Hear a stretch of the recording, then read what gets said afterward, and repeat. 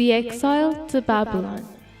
Dear friends, in today's video, we will look at which kings came to the throne of Judah after Josiah and what happened to them. After the death of Josiah, his son Jehoahaz became king. He reigned in Jerusalem for only 3 months. After that, Necho, king of Egypt, took him captive to Egypt. He made his brother king in his place and changed his name to Jehoiakim. Jehoahaz, who was taken captive to Egypt by Necho, died in Egypt.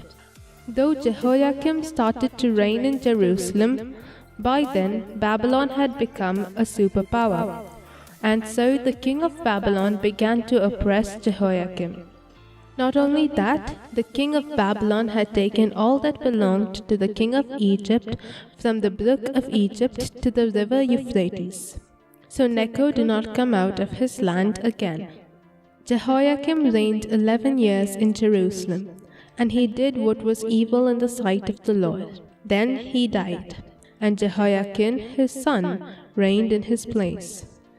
He became king when he was 18 years old, and he did evil in the sight of the Lord, according to all that his father had done. At that time the servants of Nebuchadnezzar king of Babylon came up to Jerusalem and besieged the city. And Nebuchadnezzar took Jehoiakim to Babylon. And he took into captivity the king's mother, the king's wives, his officials, and the chief men of the land. And the king of Babylon brought captive into Babylon all the men of valor, the craftsmen and the metal workers, and all of them strong and fit for war. And he carried off all the treasures of the house of the Lord and the treasures of the king's house, and cut in pieces all the vessels of gold in the temple of the Lord. And he made Zedekiah, another son of Josiah, king in Jehoiakim's place. Jeremiah was a prophet who lived since the time of Josiah, Zedekiah's father. According to God's word, Jeremiah prophesied that the exile of Judah was God's decision and it would not change. So, to surrender to Nebuchadnezzar, king of Babylon, if they wanted to live. But other prophets whom God had not sent prophesied that nothing like that would happen, and that God would never forsake the city that he chose and the temple that bears his name, so they would never go to exile. The king and many of the people believed that and stayed there. Then, in the 9th year of Zedekiah's reign, Nebuchadnezzar came against Jerusalem with all his army. He besieged Jerusalem for 1.5 years. Famine became severe in the land.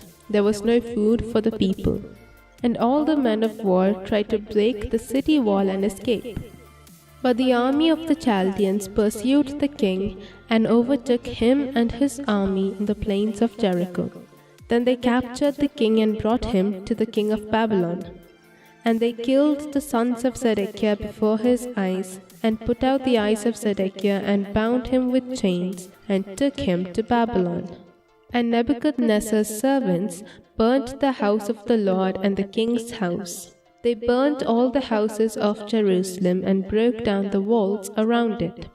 And the pillars of bronze that were in the house of the Lord, and the stands and the bronze sea, the Chaldeans broke in pieces.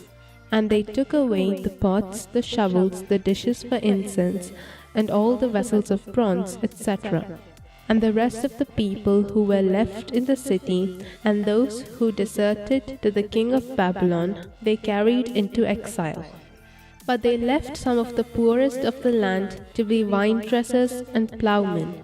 So the people of Judah had to leave their own land and go into exile. Though they had to leave their own country and go into captivity, God did not forsake them. Even in their exile, God spoke to them through the prophets. With this, we come to the end of the records of kings in the books of Kings and Chronicles. In the next story, we will see how they fared in the land they went into. God bless you.